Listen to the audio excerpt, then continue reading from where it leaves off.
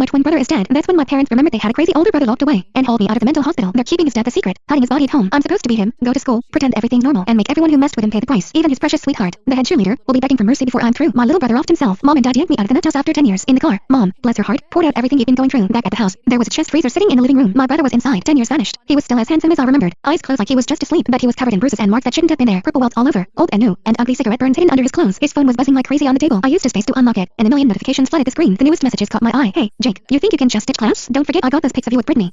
Guess what Ashley would think if she saw them? Better show your face tomorrow, or you'll regret it. And then there was a video. I tapped it. It showed some crummy motel room, dark and grimy. My brother was pinned down on the bed while a bunch of guys forced him to kiss the seriously overweight woman. His school uniform was ripped to shreds, barely covering him, and the air was filled with sick laughter. Mom and Dad were holding my hands tight. They wanted me to make them pay. They drove me to school the next morning. At the classroom door, wearing his stained-up clothes, I scanned the room. The teacher frowned when he saw me and pointed to the desk next to the trash can. Miller, you actually dared to skip class?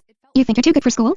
Looks like that trash can is where you belong. I ignored the stairs and went to my desk. My brother always kept a diary. Sure enough, I found a beat-up notebook in the desk filled with his fear and hopelessness, but also with the name of a girl he was secretly in love with, Ashley. Every time her name came up, he got bullied even worse, until finally, he wrote down something she said to him. Even when life sucks, we gotta have the courage to start over. Sounded like kind words on the surface, but to someone like my brother, who was getting his ass kicked every day, it meant something different. After reading the whole diary, I realized this wasn't just your average bullying situation. Someone was pulling the strings, pushing him to his breaking point. The bell rang. Before the teacher could even say anything, this dude with bleached hair swaggered up to me. His crew was right behind him, looking mean as hell. From the diary, I knew this was the ringleader, Nick. He'd organized most of the bullying. My brother's life went down because of him. Nick tilted his chin and waved his guys forward in front of the whole class. They dragged me to the bathroom, holding me in a degrading manner in the stinking bathroom stall. Two of them held my arms, ready to shove my head in the toilet behind me. Nick's voice, dripping with venom, made my skin crawl. Miller, you think you can cross me? You think I won't send those pictures to Ashley? What are you waiting for? Do it, Nick yelled, and the two guys holding me strained, but couldn't move me. Before Nick could blow a gasket, I snapped. I just tensed up and threw them off me. Then, while Nick stared in disbelief, I grabbed a fistful of his hair. He screamed as pain shot through his scalp. I slammed his head into the sink and turned on the water, holding him under. He struggled like crazy, but I held him down. His goons were too stunned to move, let alone fight back. And in front of everyone, I kept shoving him underwater over and over again, until his face was beet red and he'd swallowed half the water in the sink. He choked on the floor, glaring at me like he wanted to kill me. His gelled hair was a mess, dripping down his face, but he still had the nerve to yell, "You son of a bitch. You gonna do this to me? You think I won't post the pics and video? Let everyone see you and that fat girl." He didn't finish the sentence.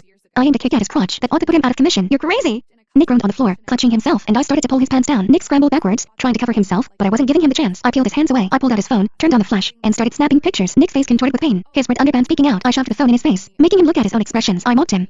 "You gonna take pictures of people again? You gonna threaten me with them?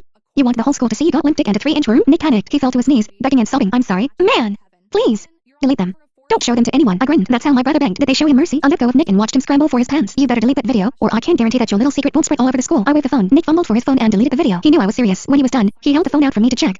"It's gone, I swear. You gotta delete yours too." I didn't even look. I wouldn't stoop to your level. Nick visibly relaxed, but there was a new look of hatred in his eyes. He wasn't going to let this go. I casually pushed open the bathroom door. The hallway was packed with spectators. The first thing they saw was Nick kneeling on the floor. Someone even started recording with their phone, and the hallway buzzed with gossip. They couldn't figure out how Jake Miller, the quiet kid everyone pushed around, had suddenly turned into someone else. I stared back at them. The show was just getting started. The drama finally ended when the teacher showed up. In front of dozens of witnesses, I was in trouble. She sent me home for the day, and ordered me to apologize to Nick at school in front of the whole class. The sad thing was, this wasn't the first time. My brother wrote in his diary about getting cornered in the bathroom by Nick and his gang, with plenty of people watching. The teacher openly took the side of the bullies, telling him to think about what he did to deserve it. His last hope was crushed. After that, Nick and his friends got even bolder, bullying him out in the open, snapping back to reality. I finished reading the apology and walked out, ignoring the teacher's glare. Just as I was about to leave, a petite figure blocked my path. The girl was wearing a tight skirt and stockings, with a sweet face and a body that made every guy stare. The kind of girl everyone wanted to date. Ashley grabbed my arm, her face full of concern. "Are you okay?" I heard Nick and his friends were giving you trouble again, judging by how comfortable she was with me. I knew who she was. My brother's only ray of sunshine. His white whale, Ashley, because at this school, everyone avoided me except her and the bullies. I deepened my voice, trying to sound like the quiet kid everyone thought I was. "I'm fine." Ashley sighed with relief. "But I heard you beat up Nick? Hitting people is wrong." I laughed myself. So she was here to lecture me. Why bother pretending? I dropped the act, and my shy face vanished. "Oh, really? I'm just using their tactics against them, fighting fire with fire." Ashley frowned, clearly annoyed, but still trying to be patient. "You're wrong, Jake. I'm saying this because I care about you. If you make him your enemy, what's going to happen to you? Listen to me, apologize to him tomorrow in front of school, and I'm sure he'll show mercy." She stared straight at me, making my stomach turn. I had a goal, to make everyone who hurt my brother pay. Nick always brought up Ashley. Maybe there was something between them. I needed to know the truth. Ashley was walking into a trap, and I wasn't going to say no. So, in front of her hopeful gaze, I nodded. She could barely hide her delight, and reached out to hug me. I hid my disgust and secretly slipped something into her bag. My brother was a good person. He didn't deserve to be treated like dirt.